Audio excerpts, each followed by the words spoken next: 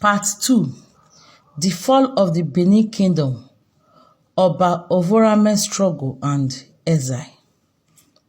At the end of the 19th century, the Kingdom of Bini had managed to retain its independence, and the Oba exercised a monopoly over trade, which the British found irksome.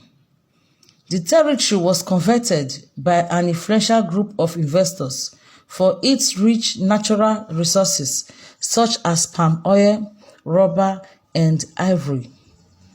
However, slavery played a critical role in the rise of Bini, with Oba Ovọnramwẹn representing the pinnacle of the kingdom's human exploitation.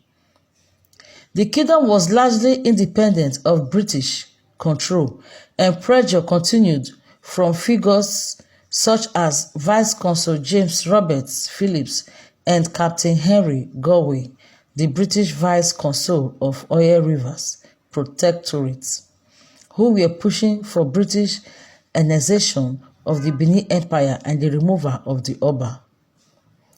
In November 1896, James Roberts Phillips, Deputy Commissioner and Consul for the Niger Coast Protectorate, decided to visit and meet with Ovọnramwẹn in Bini City in regards in the trade agreement that the Oba had made with the British but was not keeping.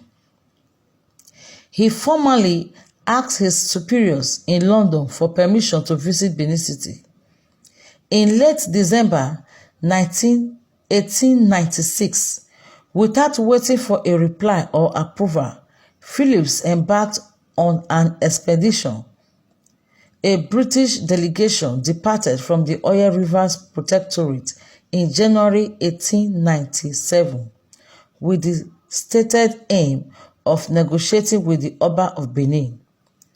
Perceiving this to be an attempt to depose the Oba's generals unilaterally ordered an attack on the delegation as it was approaching Benin City, which included 8 unknowing British representatives and hundreds of African porters and laborers.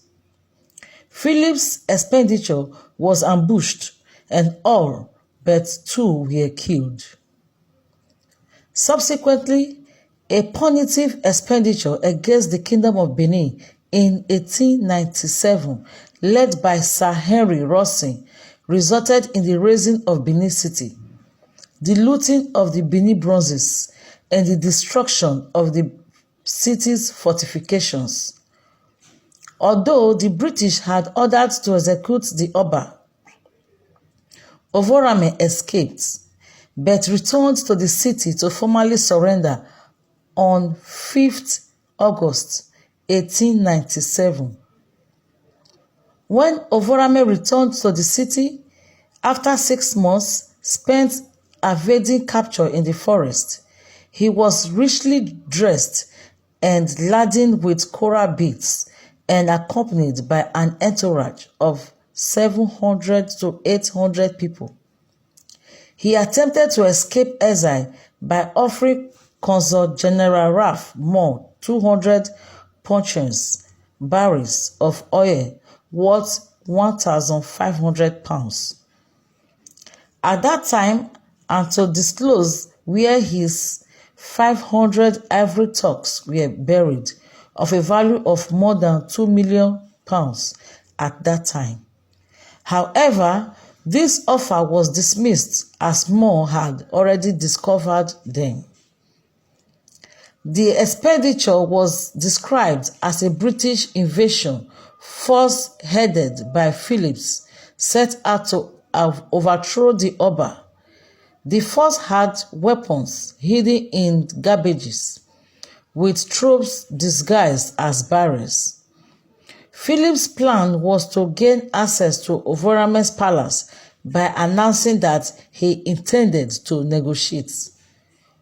Ovọnramwẹn's messengers issued several warnings not to violate Benin territorial sovereignty, claiming he was unable to see Philip due to ceremonial duties, and that despite being warned, On several further occasions on the way, Philip sent his stick to the Oba, a deliberate insult designed to provoke the conflict that would provide an excuse for British annexation.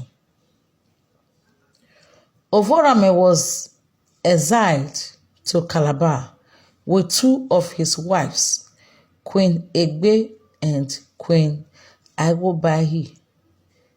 He was received and hosted in Calabar, in a small town called Ancient Town by Ancient Effiong, the progenitor of Ancient Town.